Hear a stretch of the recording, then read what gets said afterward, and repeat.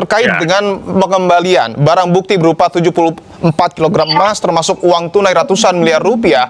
Apakah ini berdasarkan permintaan langsung dari Pak Febri dan apakah ini artinya barang-barang tersebut semuanya milik Pak Febri?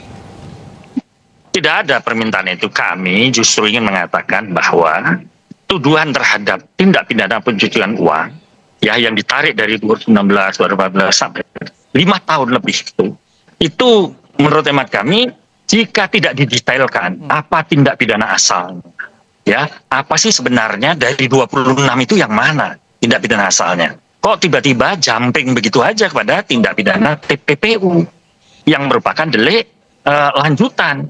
Delik asalnya apa? Nah ini di dalam berbagai beberapa putusan nanti akan kami tunjukkan, termasuk putusan Mahkamah Agung dan pendirian dari Mahkamah Konstitusi itu wajib ya ditemukan tindak pidana asalnya. Baik, saya ingin dalami lagi Pak Firman. Bukti permulaan cukup, ya Mas. Bukti permulaan cukup baru kemudian bisa ditingkatkan. Baik, pada saya ingin dalami lagi. TPP. Ya, saya ingin dalami lagi Pak Firman bahwa tadi Pak Firman menjawab permintaan pengembalian barang bukti 74 kg emas dan juga uang ratusan miliar rupiah ini bukan permintaan Pak Febri. Lantas mengapa di pra peradilan objek ini yang kemudian disuguhkan oleh kuasa hukum dan tim dari Febri? Ya, karena di dalam upaya paksa dan penetapan status tersangka itu seolah-olah beliau ya sudah diadili ya melakukan tindak pidana korupsi dan kemudian tindak pidana TPPU. Padahal antara tindak pidana korupsi dan TPPU itu harus clearness. Ya, mana tindak pidana korupsi yang disebut tindak pidana asal itu yang mana? Bagaimana mungkin dalam waktu yang bersamaan tindak pidana korupsi dikeluarkan sprindiknya bersamaan dengan TPPU? Padahal TPP itu hanya bisa ditemukan ya dan diketahui delik pidana asalnya yaitu tidak pidana apa. Oke, ini tentu, yang kita belum tahu. Baik, tentu Pak Firman juga dengan Pak Febri ini kan sudah melakukan diskusi, Pak. Saya izin, Pak Firman dan Pak Febri ini kan sudah melakukan diskusi tentu terkait dengan hal ini. Tapi ketika diskusi itu terjadi, Pak Febri mengatakan emas dan uang ratusan miliar rupiah ini punya siapa? Kami justru konsentrasi kepada sprindik-sprindik yang dituduhkan kepada beliau itu. Nah ini yang kami sebenarnya akan pastikan dan buktikan. Ya, jangan sampai terjadi misjudgment by official, belum jelas ya delik asalnya apa, terus kemudian belum jelas TPPU menyangkut tindak pidana yang mana, kok beliau sudah ditetapkan sebagai tersangka bahkan dilakukan upaya paksa penangkapan dan penahanan. Ini yang menurut hemat kami unfair trial dan ini bisa cenderung merusak sistem peradilan pidana. Jadi sampai dengan saat ini kuasa hukum belum mengetahui Pak Firman emas dan uang ratusan miliar rupiah ini punya siapa? Lah, ini kan justru kita ingin uji, ya kan? Karena sprindik-sprindik yang ada masih belum bisa menjelaskan soal-soal itu. Itu yang saya sebut kausa connection-nya itu seperti apa, ya kan? Maka itu pembuktian delik asal itu penting sekali. Ya, dari mana asbabun nusulnya kalau kita gunakan bahasa? Dari mana asal usulnya ini? Kan ini, ya. Bagi siapa yang mengungkap atau menyatakan melakukan penyidikan dugaan tindak pidana, dia yang harus membuktikan. Tapi sampai hari ini kan kita tidak melihat hal-hal itu. Ya, justru dokumen-dokumen prosedural yang ada menunjukkan itu yang kami katakan. Ya, prejudisnya lebih tinggi daripada pembuktiannya. Begitu. Baik, saya ingin ke Mas Zainur bahwa tadi sudah disebutkan, kita tahu bersama bahwa pengembalian barang bukti emas dan uang ratusan miliar rupiah ini menjadi objek pra-peradilan, tetapi Pak Febri ini tidak meminta sebenarnya dan juga belum diketahui kepemilikan dari emas termasuk juga uang ratusan miliar rupiah ini. Tanggapan Anda, Mas Zainur? Ya, kalau barang-barang tersebut dikembalikan, maka publik tidak akan pernah tahu apakah barang-barang tersebut sesuai dengan sangkaan penyidik, yaitu terkait dengan tindak pidana. Apa tindak pidananya? Pencucian uang. Apa predikat krimnya? Tindak pidana korupsi. Tindak pidana korupsi apa? Penyidik menyebut ada beberapa perkara. Korupsi Asabri Jiwasraya, kemudian batubara, dan juga terkait dengan Krakatau Steel.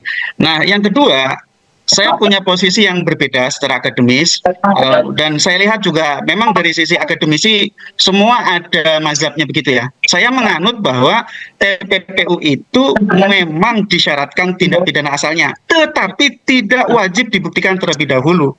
Dan TPPU itu bisa diproses bersama-sama penyidikannya dengan tindak pidana asalnya.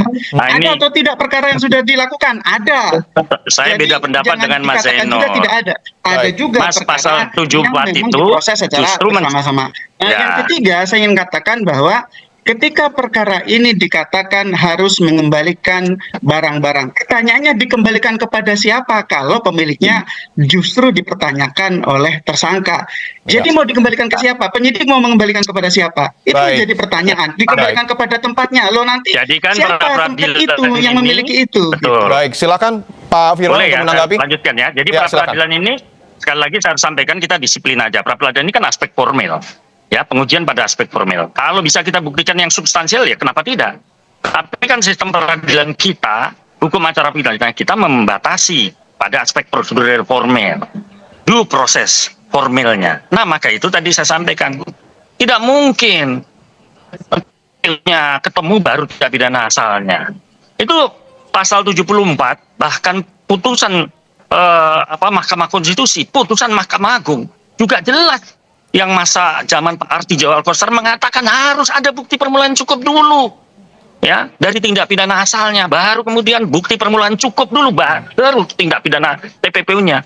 Jadi tidak common sense secara prosedural. Bagaimana mengadili TPPU-nya terlepas dari tindak pidana asalnya, wong dia itu tindak pidana lanjutan kok, dia bukan tindak pidana yang berdiri sendiri. Iya. Coba Oke. dibaca tekstualnya, kontekstualnya dalam pasal 69 sampai 74 itu jelas. Bahkan Baik. putusan peradilan tipikor itu ada 3 mengatakan harus ya ditemukan dulu bukti permulaan cukup. Baik. Adanya Oke. tindak pidana TPPU sebagai tindak pidana lanjutan, tetapi Ya. ya tindak pidana asalnya wajib. Baik, Itu tentu kita akan pertimbangan hakim tunggu dalam- ya, tunggu putusan dari Hakim Tunggal Pengadilan Ya. Negeri Jakarta Selatan. Tapi saya ingin ke Mas Zainur lagi. Kalau menurut pengamatan dan kacamata Anda, Mas Zainur, motif pengacara dari Febri Adriansyah terkait pengembalian barang bukti ini apa? Ya, tentu ingin menggugurkan status tersangka. Tentu kalau status tersangkanya gugur, nanti dari sisi penyitaan dan lain-lainnya gugur. Dan itu memang hak dari seorang tersangka melalui kuasa hukumnya. Tetapi saya juga ingin kembali mengulas soal pra-peradilan itu, menguji aspek formilnya. Memang di sana ada syarat material, syarat formil, ada syarat subjektif, ada syarat objektif. Kalau kita lihat di dalam KUHP yang baru, Undang-Undang 20 2025. Kita lihat apakah penyidik sudah sesuai dengan prosedur yang diatur dalam KUHP. Tentu kalau versi tersangka belum. Silakan nanti di depan persidangan itu untuk dibuktikan, dan tentu juga dari penyidik tentu akan membantah sebaliknya dengan juga menyodorkan administrasi penyidikan. Tetapi yang ingin saya katakan bahwa concern saya soal TPPU, ya, saya menolak mentah-mentah ketika argumen bahwa TPPU itu hanya bisa berjalan kalau penyidikan tindak pidana asalnya itu sudah berjalan. Saya menolak mentah-mentah itu. Oke. Memang butuh tindak pidana asal, betul. Butuh bukti permulaan yang cukup, betul. Tetapi tidak membutuhkan proses penyidikannya dijalankan terlebih dahulu. Dan kita lihat di dalam pasal 69 sangat jelas tertera bahwa tindak pidana asal itu tidak perlu dibuktikan terlebih dahulu. Jangankan penyidikannya, pembuktiannya itu pun tidak perlu dilakukan terlebih dahulu. Bahwa memang itu wajib ada tindak pidana asal, saya pikir ahli dari dua kubu sama-sama sepakat. Ya. Tetapi soal apakah itu harus dijalankan penyidikannya terlebih dahulu, itu saya tidak sepakat dengan itu. Dan yang kedua adalah, saya pikir ini soal bagaimana administrasi penyidikan itu dipenuhi atau tidak dipenuhi oleh penyidik. Karena sekali lagi, pra-peradilan adalah menguji aspek formil. Nah, karena menguji aspek formil, maka tidak bisa kita mengatakan bahwa oh, ini milik siapa, ini milik siapa. Yang bisa diuji adalah apakah prosedurnya itu dipenuhi atau tidak. Apakah ada izin dari pengadilan atau tidak. Apakah sesuai dengan prosedur yang diatur di masing-masing institusi atau tidak. Saya pikir selama itu sudah terpenuhi, segala macam bentuk pertanyaan selebihnya itu harus dilakukan di peradilan pokok perkaranya.